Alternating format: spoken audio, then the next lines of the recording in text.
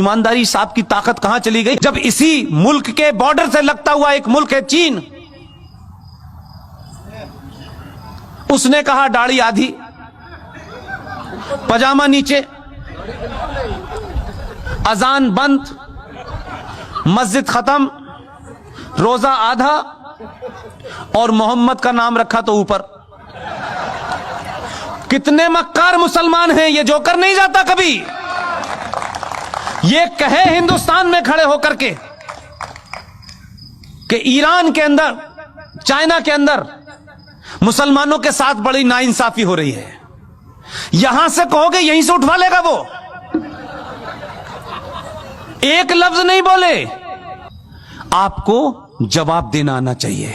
ये जो ताकतें हैं जिन्होंने इस देश में हिंदू मुस्लिम भाईचारे की आड़ में इस देश को मुसलमानों ने खोखला कर दिया। केरला बन गया, कोई मुसलमान नहीं बोला। एक अखलाक के साथ चंद गुंडों ने, चंद बदमाशों ने, चंद बेवकूफ लोगों ने र्यूमर के चलते या किसी गलत फहमी के चलते या थोड़ी देर के लिए मान ले किसी सही फहमी के चलते भी उसकी हत्या कर दी। इस देश की मेजॉरिटी ने कहा यह गलत है, उसको सजा हुई, वो जेल में है।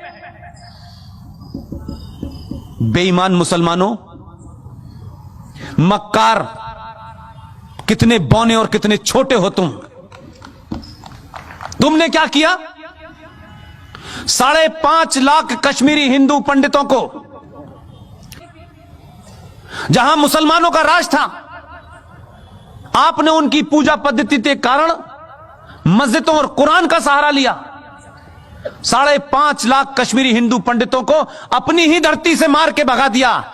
हिंदुस्तान में एक भी मुसलमान, दाढ़ी वाला और बेदाढ़ी वाला, लिबरल, मॉडर्न, बॉलीवुड से लेकर के आसाम तक एक भी मक्कार मुसलमान नहीं निकला जिसने यह कहा हो कि भारत की धरती के ऊपर यह कैसे हो सकता है, कैसे इन कश्मीरी पंडितों को मारा गया, इनका कसूर क्या था ये बताओ। एक नहीं खड़ा हुआ, चुपचाप हो गए, ये होने दिया। लेकिन बार बार बीच में निकल में आते हमारे साथ बड़ी ज्यादती हो रही है, अभी तो शुरू हुई है।